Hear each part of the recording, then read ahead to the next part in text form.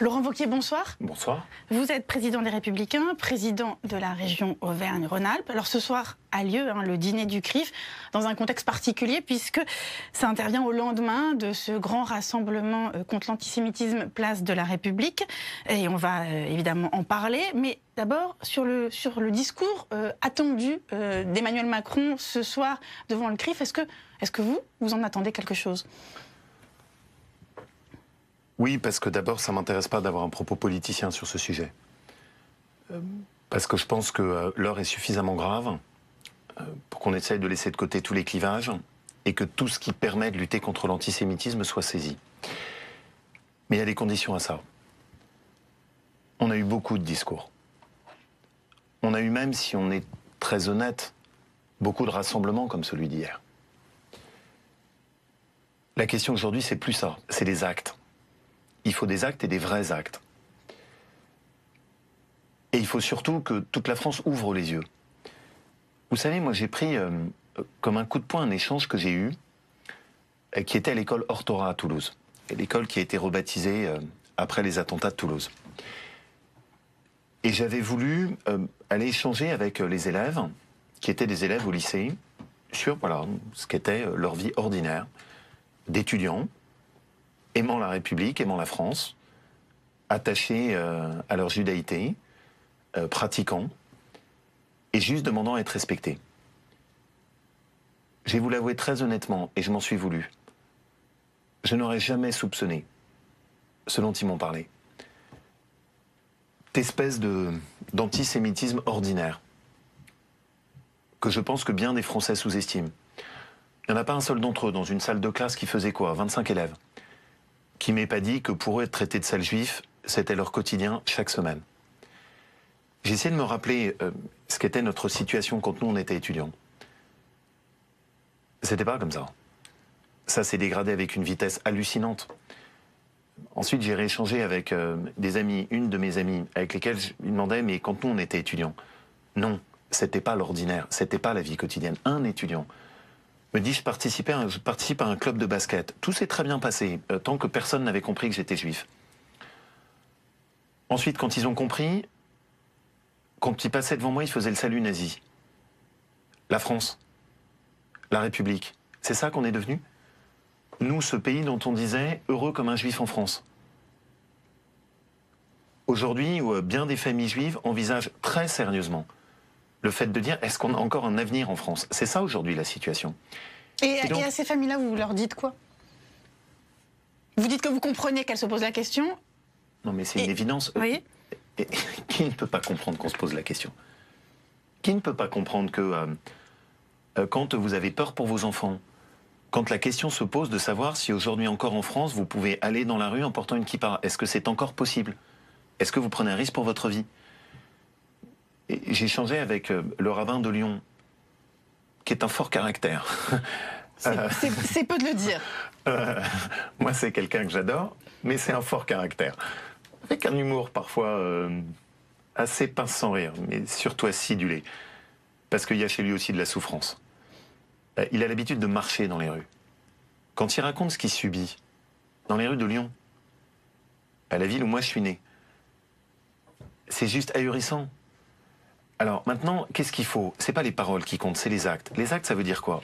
D'abord, la première chose, il n'y a pas besoin de nouvelles lois si on n'est déjà pas capable d'appliquer celles qui existent. Donc quand Éric Ciotti, vous avez vu, il a annoncé avoir déposé aujourd'hui une proposition de loi, je cite, pour mieux lutter contre l'explosion des actes antisémites, les injures liées à une appartenance religieuse et durcir les sanctions sur les réseaux sociaux. Je voudrais bien redire ce que je vous ai dit. Pas besoin d'une nouvelle loi. Non, pas besoin d'une nouvelle loi si on n'est déjà pas capable d'appliquer celles qui existent. Juste des choses très simples. Est-ce que ceux qui profèrent des injures antisémites sont condamnés ensuite par la justice? Oui ou non? On parle de choses concrètes. Je vous ai évoqué Toulouse. L'imam de Toulouse, Tataï, profère en 2017, lors d'un prêche, des propos qui appellent à tuer les juifs. Il dit quoi? Il dit voilà, les arbres nous diront, dernièrement un juif est caché, viens le tuer. Voilà ce qu'il dit lors d'un prêche, en 2017. Est-ce que vous pensez que depuis, on lui a interdit de faire des prêches? Est-ce que depuis, on a dit immédiatement on réagit et dans la semaine, on lui interdit le droit de continuer à faire des prêches dans la mosquée? Pas du tout. Donc c'est ça que vous attendez d'Emmanuel Macron ce soir? À l'heure où je vous parle, oui. Cet homme-là continue à pouvoir faire des prêches à Toulouse et ensuite on va faire des grands discours sur l'antisémitisme? Enfin, ça n'a pas de sens. Vous voulez éviter que ça se reproduise? Commencez par lutter implacablement. Donc d'abord des actes. Ensuite, la deuxième chose qu'il faut, c'est qu'il y a des groupuscules organisés en France qui professent la haine des Juifs. Sur les réseaux sociaux, organisés. Par le passé, il nous est arrivé d'en dissoudre. Je demande et j'attends du président de la République qu'il s'engage dans cette voie. Et qu'on arrête d'accepter qu'il puisse y avoir sur les réseaux sociaux, sur Facebook, dans ces groupes qui échangent entre eux, ces paroles de haine qui soient professées. La troisième chose, je veux qu'on arrête de faire semblant. Qu'est-ce que je veux dire par là? Ça craque de partout. On voit l'antisémitisme monter, on ne met pas de parole sur les choses. Il y a un antisémitisme profond, lourd, qui monte depuis de nombreuses années, qui vient de l'islamisme intégriste et qui vient du salafisme. Quand j'écoutais parfois certains commentaires depuis 3-4 jours, où on s'interroge doctement sur l'antisémitisme d'extrême gauche, l'antisémitisme d'extrême droite, les deux existent, c'est une évidence et il faut les combattre. Et quand je vous parle de dissoudre ces groupuscules, il faut le faire. Mais comme j'aimerais qu'il y ait la même lucidité de la part des politiques, qui visiblement ont beaucoup plus de mal à aborder ce thème, du salafisme, de l'intégrisme islamiste. Vous voulez dire qu'ils ne mettent pas les mots? On ne met pas les mots, mais surtout... Marine Le Pen le fait. Mais surtout, on ne met pas les actes. Ah, Marine Le Pen le fait, mais, permettez-moi de rappeler sur votre plateau, puisque c'était votre invité hier. Vous voulez qu'on l'écoute? On l'écoute et ensuite vous commenterez. Marine Le Pen hier soir. Je n'ai pas l'habitude de commenter Marine Le Pen. Moi, j'ai du mal maintenant avec l'hypocrisie des mouvements politiques. Voilà, j'ai du mal. Ce que je voudrais, c'est qu'ils se mettent au travail. Moi, j'ai jamais été au pouvoir dans les 30 dernières années. Eux, ils ont été au pouvoir. Et je n'ai pas vu une amélioration de la situation de nos compatriotes juifs, encore une fois, qui font appel aux responsables politiques en disant ça monte, ça ne cesse de monter. Nous sommes même objectivement le meilleur bouclier, le meilleur rempart aujourd'hui pour les Français juifs contre la montée de ce nouvel antisémitisme islamiste. Donc elle dit, nous sommes le meilleur rempart, nous, Rassemblement National, contre la montée de l'antisémitisme. Moi, j'ai du mal avec cette hypocrisie-là. J'ai du mal parce que je sais très bien que dans les composantes des mouvances qui sont autour de l'extrême droite, il y a évidemment des mouvements qui continuent à professer l'antisémitisme. Et donc, quand la responsable du Rassemblement National cherche ainsi à donner des leçons, je lui demande d'abord de faire le ménage très clairement dans tous les groupuscules qui sont autour des mouvances de l'extrême droite et qui continuent évidemment à s'inspirer de l'idéologie antisémite. Et pourquoi est-ce que ça me choque, ça? Parce que je ne peux pas accepter qu'en France, les Juifs puissent être amenés à se dire les seuls qui sont prêts à nous défendre, ce serait l'extrême droite. Vous vous rendez compte ce que ça veut dire sur notre histoire? Sur là où on est tombé, la République française? Sur, au fond, toutes les trahisons et les lâchetés accumulées? Moi, je n'ai jamais eu ces lâchetés sur la question de l'intégrisme musulman. Jamais. Ça fait des années que je le dénonce.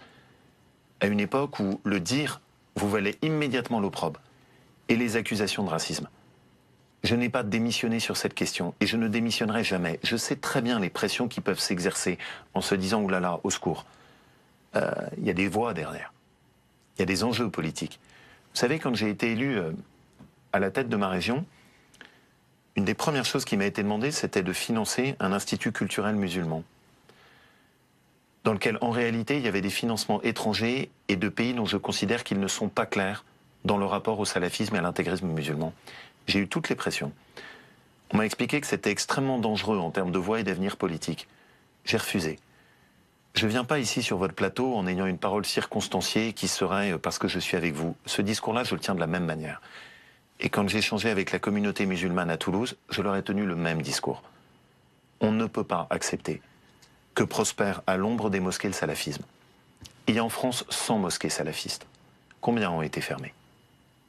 Est-ce que vous le savez? Donc vous voulez dire qu'il y a une lâcheté du pouvoir politique? 7 mosquées ont été fermées sur 100. Oui, mais ça s'appelle de la lâcheté, Laurent Wauquiez, ou pas? Ça s'appelle de l'aveuglement, ça s'appelle une absence de lucidité, ça s'appelle une absence de détermination. Mettez tous les mots que vous voulez dessus. Mais ce qu'il y a de sûr, c'est qu'on peut faire tous les beaux discours qu'on veut sur la place de la République. Si derrière il n'y a pas les actes, ça ne sert à rien. Je voudrais aller jusqu'au bout de ce que je veux dire sur la matière. les djihadistes. Comment comprendre qu'alors qu'on s'interroge sur la question de la lutte contre l'antisémitisme, notre pays s'apprête à faire revenir 150 djihadistes en France? Vous avez vu ce qu'a été la réaction de Theresa May? Elle les a déchus de leur nationalité en disant non, vous ne revenez pas au Royaume-Uni. Vous le savez, et là aussi je tire les sonnettes d'alarme depuis longtemps. Ce serait de la folie de faire revenir les djihadistes sur le sol français. Vous avez le moindre doute sur ce qu'est leur rapport par rapport aux Juifs? Vous avez le moindre doute sur ce qu'ils proféreront ensuite quand ils seront sur le sol français? Vous ne croyez pas du tout en la déradicalisation, parce que c'est comme ça que ça s'appelle. Mais la déradicalisation est une vaste entourloupe. Il n'y a pas de déradicalisation. Vous pensez que vous déradicalisez des individus qui sont prêts à mourir pour tuer d'autres? Vous pensez que vous déradicalisez ceux qui ont contribué à l'organisation du Bataclan? Vous pensez que vous déradicalisez un barbare tel que celui qui a mis ce pistolet sur la tempe de cette jeune fille dans la cour de l'école Orthora? Vous pensez que vous les déradicalisez? Mais qu'est-ce qu'il nous faut pour ouvrir les yeux? Quand est-ce qu'on va cesser? Et vous savez, au fond, pour moi, je ne peux pas accepter qu'on ait ainsi ce sentiment d'avoir la France qui craquelle de partout et qu'on continue à faire semblant. Voilà. Alors on parle beaucoup d'antisémitisme, hein, et on a raison de le faire, mais est-ce que vous regrettez qu'on ne parle pas davantage de ce que vous avez appelé la christianophobie? Donc, notamment les 878 atteintes, hein, je donne le chiffre, à des édifices religieux chrétiens dans l'année 2018. Vous vous attendez quand même pas à ce que je fasse une hiérarchie dans l'horreur? Je dénonce avec la plus grande fermeté, et je n'oublie pas aussi une chose. Il y a des gens qui ont été tués en France parce qu'ils étaient juifs. Il y a un prêtre qui a été tué en France parce qu'il était juif. Quel est le point commun? Le point commun, c'est que cette barbarie de l'islamisme vise tout ce qui ne correspond pas à leur vision de la civilisation. La civilisation portée par la tradition juive, la civilisation portée par la tradition chrétienne. Au fond, les deux traditions de ce qu'est notre civilisation, la tradition judéo-chrétienne. Il ne faut pas se tromper. Il y a bien un combat qui consiste à essayer d'extirper cela. Et dans les propos contre Alain Finkielkraut, je ne sais pas ce qui vous a marqué le plus. Rentre chez toi à Tel Aviv. Rentre chez toi à Tel Aviv. La France, elle est à nous. C'est ça le projet politique qui est derrière. Et l'individu qui le porte, c'est pas juste quelqu'un d'extrême gauche ou d'extrême droite. On en parle si peu. Qu'est-ce que c'est cet individu? C'est un salafiste. C'est un converti. Il vient pas de nulle part. Et donc juste, moi j'attends pas de nouvelles lois, j'attends des actes, j'attends de la détermination. Et je le dis aussi, tout ce qui le fera, nous le soutiendrons de façon républicaine, en apportant notre soutien et en oubliant évidemment toute forme d'affrontement parce que ça n'a pas de sens. Tout ce qui permettra de lutter contre cet antisémitisme, les Républicains seront aux côtés. Et est-ce que vous avez le sentiment que les Gilets jaunes, enfin ces mouvements de Gilets jaunes, sont un terreau qui a été favorable à ces actes antisémites? Et disons, la désinhibition de la parole antisémite, parce que c'est ça dont il s'agit. Mais vous croyez que cet individu qui prend la parole, qui d'ailleurs, d'après ce que j'ai cru comprendre dans ceux qui ont injurié et voulu agresser Alain Finkielkraut, certains étaient même des personnes qui étaient dans l'entourage de Dieudonné. Vous pensez qu'ils ont attendu la crise des Gilets jaunes pour devenir antisémites? Non, ça leur fournit une occasion, si vous voulez, un terreau. C'est pour ça que ces manifestations... Parce que ça, c'est... Je crains qu'on se trompe. Vous m'interrogez, et pour qu'on aille au bout de votre question, est-ce que le problème c'est la crise des Gilets jaunes? Non. La priorité numéro 1, c'est le salafisme. La priorité numéro 1, c'est l'extrême droite. La priorité numéro 1, c'est l'extrême gauche. Le gilet jaune est ensuite une espèce de lieu où, comme tout est projeté à la lumière des médias, tout d'un coup, ça nous saute à la figure. Non, c'est qu'on a ouvert la boîte de Pandore. Des violences, des haines. Cette boîte de Pandore, Madame Cabana, arrêtons de faire semblant, ça fait très longtemps qu'on l'a levée. Ça fait très longtemps. Et quand on a le meurtre d'Ilan Halimi, quand on a l'attaque sur l'école de Toulouse, est-ce que la République est descendue dans la rue? Je ne suis pas descendu dans la rue. Je n'étais pas dans la rue quand il y a eu la première manifestation de soutien aux attaques des Juifs. La République, elle a attendu. Elle ne l'a pas fait à ce moment-là. Quel est le moment où on est descendu dans la rue? Pour Charlie Hebdo. Cette plaie-là et cette culpabilité, je la porte, parce que je suis très conscient de notre responsabilité. On a été silencieux à ce moment-là. Et je me souviens très bien... Est-ce qu'hier, il y avait cette force vitale, place de la République, que vous avez sentie au moment des manifestations après Charlie Hebdo? Parce que les ministres qui se sont rendus là-bas nous ont confié qu'en fait, ils ont senti de l'accablement dans les rangs même de ceux qui étaient place de la République. Et pourquoi? Parce que c'est pas la première fois qu'on était là. Vous savez, la famille Knoll, un des enfants de la famille Knoll vit à Lyon. J'étais évidemment au moment de cette manifestation de soutien autour de la famille Knoll. C'était là aussi. Et donc la question, pourquoi est-ce qu'il y a ce doute dans toutes les têtes quand on est sur la place de la République? Parce que, est-ce que, enfin, ça va pas juste être un sursaut d'un jour, mais est-ce qu'il y aura des actes? Je le redis, ce qu'il faut, c'est pas des lois, c'est de la détermination, c'est des actes, c'est ça qui compte maintenant. Alors, un petit mot sur ce que vous faites en ce moment. Mais, parce pardon, que, oui. il y a quand même un point sur lequel je voudrais revenir, parce qu'on ne l'a pas abordé. Il y a un sujet sur lequel il faut qu'on puisse faire évoluer. C'est quand même le lien entre la haine contre Israël et la haine contre les Juifs. Ça, c'est un vrai sujet. Parce que, et vous l'avez mentionné, quand ils disent « retourne à Tel Aviv », on dit quelque chose derrière. Il y a une demande qui est portée par l'Alliance internationale pour la mémoire de la Shoah, de l'Holocauste, qui consiste à demander à ce que dans la définition de l'antisémitisme, parmi les critères, soit mis la négation de l'existence d'Israël. J'y suis favorable. J'y suis favorable parce que je pense profondément que autant la critique contre le gouvernement d'Israël, elle fait partie de ce qu'est le jeu démocratique, mais nier l'existence d'Israël, c'est tout autre chose. Emmanuel Macron a retoqué cette idée. Eh bien, je pense qu'il faut la mettre. Attention, je ne vous ai pas parlé d'une loi pénalisant, je vous ai parlé juste de quelque chose de très simple, consistant à dire, dans la définition de l'antisémitisme, il y a le fait de nier l'existence d'Israël. J'y suis favorable et je pense même que c'est indispensable. Alors, je voulais qu'on parle quand même quelques instants de ce que vous faites en ce moment. C'est-à-dire que vous avez bouclé la semaine dernière une série de déplacements en région, donc de Belfort en passant par le Pas-de-Calais, le Var, le Jura, la Haute-Marne, enfin les Pyrénées-Atlantiques. Ça veut dire quoi? Vous avez décidé de partir à la reconquête du pays pour prendre le pouls. C'est des Français, de la France? Ça veut dire qu'on a une crise, comment pas le voir? Ça veut dire que le pays s'est senti incompris par le président de la République, comment pas le sentir? Ça veut dire qu'il y a besoin juste de se remettre dans une position qui soit d'écoute. Moi, j'avais besoin de prendre du temps sur une période où on part un peu de ce qu'est parfois nos bulles médiatico-politiques, et au juste, en allant de Belfort, en passant par Pau, Clermont-Ferrand, Toulon, je prenais le temps d'écouter. Qu'est-ce que j'ai vu? La première chose qui m'a marqué, c'est qu'on a détruit notre rapport au travail. Un des échanges qui m'a le plus marqué, c'est un échange avec un magasinier de Belfort. 1 800 € par mois. Et il me dit, voilà, je travaille, j'essaye de m'en sortir, ma femme est infirmière de nuit, est-ce qu'on s'en sort facilement? Non. Et il me dit surtout, il y a quelque chose qu'on perçoit comme injuste. Quand mon fils va à la cantine scolaire, pour nous, c'est 9 € par jour. Si j'étais au RSA, ce serait 1,50 €. C'est pas normal. C'est pas logique. C'est pas juste. Et au fond, je crois qu'il y a toute cette attente de ceux qu'on oublie complètement, qui sont quoi? Ceux qui sont au milieu, les classes moyennes, qui ont été complètement malmenés par la politique fiscale d'Emmanuel Macron, complètement oubliés sous le quinquennat de François Hollande. Pour moi, le problème majeur, ça fait 10 ans que je me bats là-dessus, c'est la place des classes moyennes, ceux qui sont au milieu. Ça m'a fait du bien de l'entendre. Alors un mot sur Alexandre Benalla, qui est en prison depuis hier. Donc ce matin, la commission d'enquête sénatoriale a publié son rapport. Donc elle demande des poursuites pour faux témoignages. Et le rapport met également en cause les témoignages de certains hauts collaborateurs de la présidence de la République, notamment le secrétaire général Alexis Collère, le directeur de cabinet du président Patrick Stroda et le chef du groupe de sécurité de la présidence, le général Lionel Lavergne. Est-ce que ça fragilise le dispositif de la présidence de la République autour d'Emmanuel Macron? Qu'est-ce que change ce rapport? Cette commission montre qu'il s'agit d'une affaire d'État.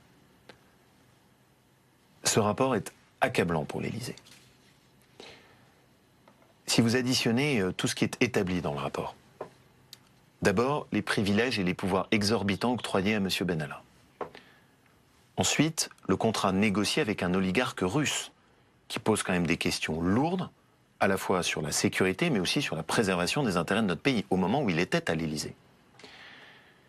Puis ensuite, la mise à pied et au fond la dégradation qui est apparue comme étant largement factice. Puis après son exclusion à l'Élysée, le voyage dans des pays, contact avec des chefs d'État, notamment celui du Tchad. Mais surtout, ce qu'étaye ce rapport, c'est qu'au plus haut niveau de l'État, dans les plus proches collaborateurs d'Emmanuel Macron, tout a été fait pour dissimuler la vérité. aussi bien le directeur de cabinet de l'Élysée, le secrétaire général, c'est-à-dire le plus proche collaborateur d'Emmanuel Macron, mais aussi à Matignon, la chef de la sécurité de Matignon, ou encore au Quai d'Orsay. Qui a démissionné, hein, je le dis à nos téléspectateurs. Ou encore au Quai d'Orsay. La chef de la sécurité. Au fond, ce que ce rapport étaye, c'est ce sentiment que l'appareil d'État a été mobilisé bien après les premières révélations pour dissimuler la vérité et préserver l'impunité de M. Benalla. Aujourd'hui, le président de la République n'a pas d'autre choix que de s'exprimer. Sur ce sujet. Il n'a pas d'autre choix que de s'exprimer lui-même. On pensait au début que c'était une simple affaire de gribouille, de quelqu'un qui aurait abusé la confiance du président. On découvre que les plus proches collaborateurs, que l'Élysée, que l'ensemble de l'appareil d'État ont été mobilisés pour assurer cette dissimulation de la vérité. Il est indispensable aujourd'hui, bien évidemment, que le président de la République s'exprime. Il n'y a pas d'autre choix. Et bien maintenant, Laurent Wauquiez, j'accueille Nicolas Domnac pour les questions en plus. Nicolas Domnac, bonsoir. Je suis là pour essayer d'y voir un peu plus clair encore. Nous sommes sur le chemin. Hein. Alors 2-3 questions simples et en même temps pas forcément aussi simple que ça. D'abord, sur l'antisémitisme, on a l'impression que, au fond, chacun a le sien et c'est ennuyeux parce que pour faire face, il faut voir les choses clairement. Je dis chacun le sien parce qu'il y a l'antisémitisme, effectivement, qui vient de l'extrême droite, vous l'avez évoqué, il y a celui qui vient de l'extrême gauche aussi, Marx d'ailleurs, etc. Et puis le salafisme, vous avez raison tout à fait de l'évoquer, mais il y a aussi l'antisémitisme des milieux populaires. Hein. Et là, on a l'impression souvent que, au fond, on l'esquive, on dit c'est en marge des gilets jaunes, sauf que le complotisme est au cœur de beaucoup dans ce mouvement-là. Donc c'est simplement pour y voir plus clair. Je veux dire, j'ai l'impression que vous faites une hiérarchie très nette. Vous dites c'est le salafisme le plus préoccupant. Vous n'écartez pas complètement les autres, mais vous êtes d'accord qu'il faut quand même bien les cibler. Vous voulez choisir? Évidemment qu'il ne faut pas choisir. Évidemment qu'on a aujourd'hui, et ça a été, je crois, très bien dit par Pascal Bruckner, un antisémitisme qui est pluriforme. C'est d'ailleurs pour ça que je suis convaincu que combattre l'antisémitisme suppose d'avoir un plan qui soit tourné uniquement sur l'antisémitisme. Alors que depuis beaucoup trop longtemps, on dit on va combattre globalement le racisme. Non. Il y a une composante d'extrême droite, évidente. Il y a une composante d'extrême gauche, évidente, qui pose d'ailleurs des problèmes lourds sur la France insoumise et Mélenchon. Et il y a une composante populaire que vous avez rappelée et que nous avons abordée. Mais il y a une chose aussi que je ne veux pas oublier. La composante qui vient de l'intégrisme musulman, c'est celle qui a tué. Quand je discute avec des amis qui sont professeurs d'histoire et qui me disent qu'ils n'arrivent plus à enseigner l'histoire de la Shoah dans une salle de classe, c'est parce que ceux qui sont en face d'eux leur disent que ça n'est pas compatible avec l'histoire de notre religion. Et donc, je me méfie quand même parce que je connais trop, au fond, ces chemins d'esquive qui sont pris par certains politiques. Plutôt que d'aborder clairement la question de l'intégrisme musulman, on préfère partir sur d'autres sentiers. Je vous suis bien, mais simplement, une dernière question là-dessus. Aux États-Unis, les suprémacistes blancs à Pittsburgh, c'est eux qui ont fait l'attentat. C'est pour ça qu'il faut être prêt aussi de ce côté-là. Je suis entièrement d'accord avec vous. C'est pour ça qu'il est pluriforme et que ça suppose un combat qui soit sur tous les terrains. Tous les terrains. Alors, autre question que je me pose évidemment, c'est que on pourrait considérer que vous avez vu très clair sur la rupture de président de la République avec les classes moyennes, et avant d'ailleurs d'autres. Mais alors pourquoi vous n'en profitez pas davantage de votre vision claire? Pourquoi? Alors peut-être parce que vous l'avez exprimé de manière trop forte, voire caricaturale. Enfin, quelle est l'explication? Parce qu'on pourrait penser que, ayant vu juste, vous bénéficiez davantage. Mais vous pensez que le sujet c'est d'en profiter? C'est d'incarner. Vous pensez que le sujet, c'est de se ruer comme un rapace sur une crise en espérant glaner quelques points dans les sondages? Vous pensez que cette politique existe encore? Moi, ce que je pense, c'est que les Français testent, ils testent sur la durée, ils testent la sincérité, ils veulent vérifier. La droite a beaucoup déçu. Moi, on peut vérifier. Je tiens le même discours depuis très longtemps. Sur cette question des classes moyennes, j'ai écrit un livre depuis très longtemps. À une époque, et d'ailleurs c'était avec Madame Anna Cabana, il y a plus d'1 an et demi, j'ai dénoncé le fait que ce président de la République ne comprenait pas les territoires, qu'il ne comprenait pas toute une partie de ce qu'était la France. C'était dans le journal du dimanche. Exactement. Mais avec des mots très durs. Oui, avec des mots très durs parce que je le pense, et parce que je pense qu'il a ouvert des fractures. Vous voyez l'état dans lequel on a mis le pays, c'est ahurissant. Comment est-ce qu'on a pu ouvrir des gouffres aussi béants? Donc, mon sujet, c'est pas d'en profiter. Qui peut espérer profiter de ce genre de choses? Mon sujet juste, c'est de tenir un cap sur la durée. Je pense que c'est la seule chose qui compte aujourd'hui en politique, après les Français gégés. Eh bien, Merci Nicolas Domnac, merci Laurent Wauquiez d'avoir été avec nous.